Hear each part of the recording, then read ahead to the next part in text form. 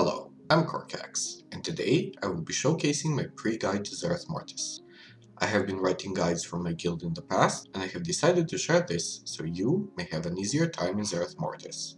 Everything is currently subject to change, but I believe the systems that are in the zone will not change, only the numbers may.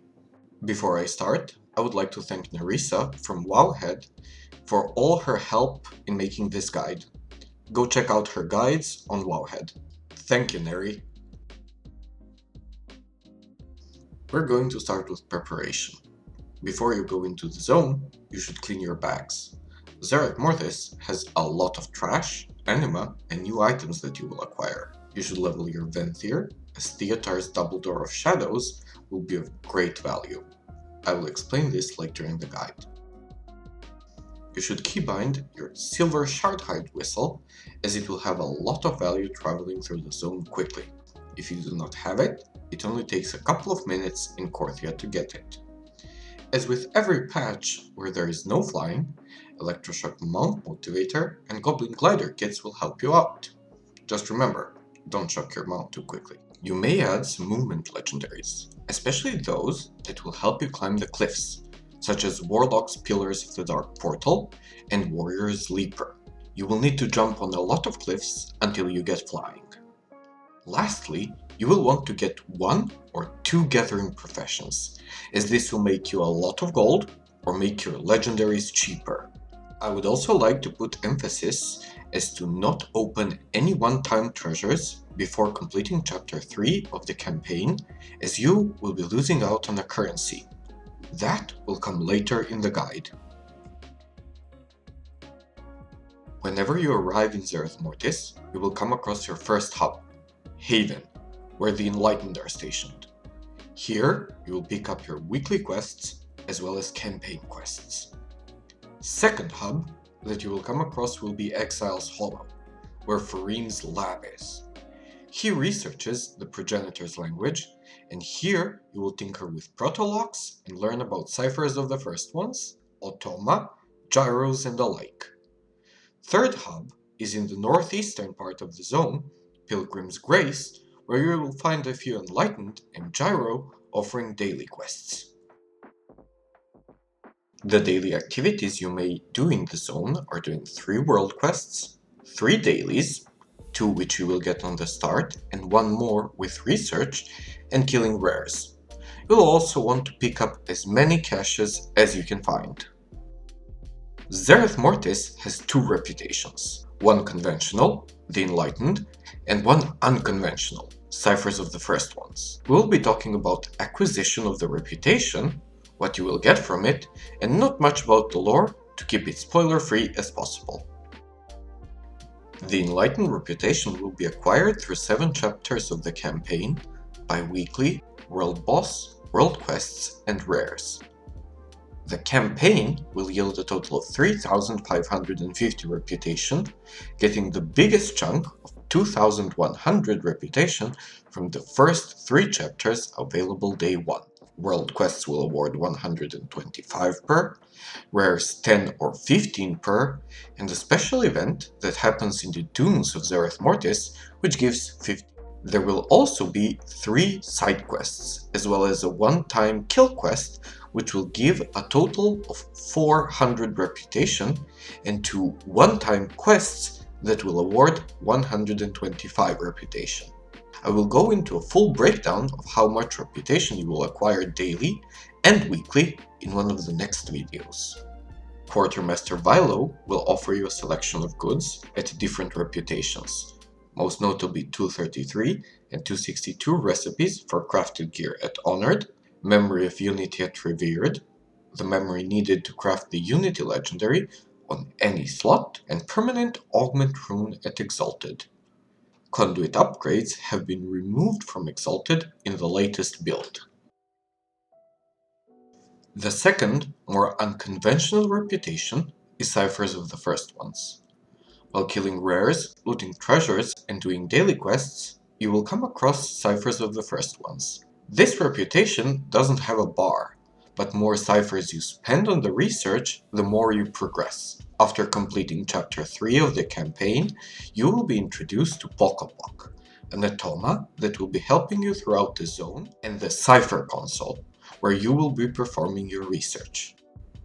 Depending on the research, you will be able to interact with Gyro, which will grant you 3 different buffs and some ciphers, get Pokopok to fight alongside you, some nice buffs, and quality of life improvements as you quest through the zone.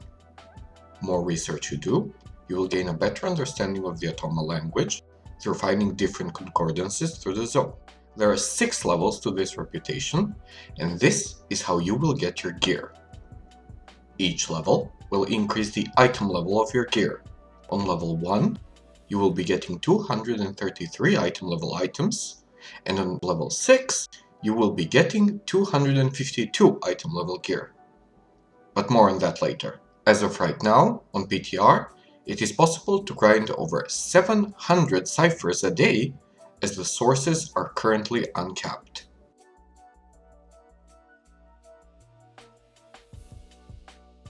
The gyro mobs are scattered throughout the zone, and the 3 different gyros will give you different buffs to aid you in the zone, as well as some ciphers once a day. Echo Gyro Naski will give you a buff that will reduce the range at which the enemies will attack you by 4 yards and can stack up to 2 times. Echo Gyro Genesee will give you a buff that will increase the chance to loot Progenitor Essentia from gathering or looting treasures. Echo Gyro Creati, which will give you a buff that will increase your movement speed when you kill an enemy by 3%, stacking up to 15 times. These buffs will be very beneficial to the zone, and I will explain that later. Let's see what new currencies you will be getting in Zereth Mortis. First currency, probably the most important one, is Cosmic Flux. This currency will be used to upgrade your legendaries, and later on, in the Creation Catalyst, make your tier gear. In Chapter 4, you will be introduced to Creation Catalyst, but it will not be available until Week 8. Cosmic Flux will be obtained from rares, treasures, daily quests, bi-weekly, and Torghast. Rares drop either 50 or 75, depending on their difficulty, treasures drop 10 to 14, and dailies give 75. There is a daily Sandstorm treasure chest, which will drop 75, and event in the Dunes that drop 75 as well. There will also be 27 one-time treasures that will drop 200 flux, and most of them are available day 1. Second currency is ciphers of the first ones, and this one will be used to research the cipher. Ciphers will drop from rares, treasures, and awarded through daily quests. Each rare or treasure will drop 2 to 4, and the world boss will award a whopping 80 ciphers. The bi-weekly will also give you around 50 to 60. We will go in depth on the research it provides in another video. Third currency are Sandstorm relics that are used to buy catch-up gear. Sandstorm relics will sometimes be awarded from daily quests, but most of the time you will get them by opening the Sandstorm chest and killing rares in the Dunes of Zereth Mortis. The Dunes are located in the northeastern part of the zone, and it is considered a dangerous part of the zone filled with elites. You will encounter 29 rares in the new zone. From the current testing, every day you will see 22 rares, while 7 of the rares will not spawn. Some of the rares will require you to do something special to summon them, like Protector of the First Ones, which requires 2 people to find corresponding runes and input them into the console, or Garudon, a Raptora, which will require you to feed its chicks leporids, which are rabbits, for her to fly down. A full, in-depth analysis of all of the rares will be up in another video. You will encounter 10 new types of treasure chests. Mossworn Supply Chest, Cipher-bound Chest, Discarded Automa Scrap, Avian Nest, and Terracnid Eggs are your everyday treasures that you will encounter. What is interesting about the treasures is that sometimes they're on the cliffs or unreachable places by just jumping. So that is why I have recommended to get to Venthyr, goblin gliders, and legendaries that will make you reach those places. You will have 2 daily treasures, Sandthorn Treasure and Prying Eye of Discovery. Prying Eye of Discovery is always in a hard to reach place, and it currently has only 4 spawn points. Sandthorn Treasure is found in the dunes. To unlock it, you will have to collect 5 Sandthorn key fragments, which have a very high chance to drop from elites in the dunes. Once you combine these 5 fragments, you will get Sandthorn Chest Key. At the moment, fragments are unique up to 5, but a Sandthorn Chest Key isn't, so you can farm multiple chest keys for days when you don't feel like killing the elites. Forgotten treasure vaults will not appear on your minimap, so you will have to look for them carefully. These treasures will be on the cliffs and not easily reachable places that will require either Venthyr, Gateway, jumping with a glider from a higher point, or using your class ability to jump higher. Some classes might not have this, but Theatar has a solution for you in form of 2 teleports. The last treasure comes from a special item that you will obtain in the zone, and it will allow you to see them. These are called cipher-bound treasure chests, and so far I have only found 4 possible spawn points for them. Lastly, as mentioned, you will get 27 one-time treasures. I do not recommend opening them until you have completed chapter 3 of the campaign, as you will be losing ciphers from them. Gearing in Zereth Mortis is pretty straightforward. You will either buy items obtained by Sandthorn relics, which are currently 246 item level. The second way is to get the cipher gear, which item level will depend on your cipher research and will range from 233 to 252. What is interesting, as of right now, you are able to obtain cipher level 6 in about 7 to 8 days, but you cannot upgrade the items. You will have to obtain the items again. They may be awarded from world quests and dailies, and they can drop from treasure chests very rarely. Cipher gear will also come with 9 different effects on 3 different gear pieces. These effects will have something to do with the zone. The effects are Pokopok Harmony, Pokopok Battle Rhythms, and Pokopok Personal Melody, and they are very useful to the zone.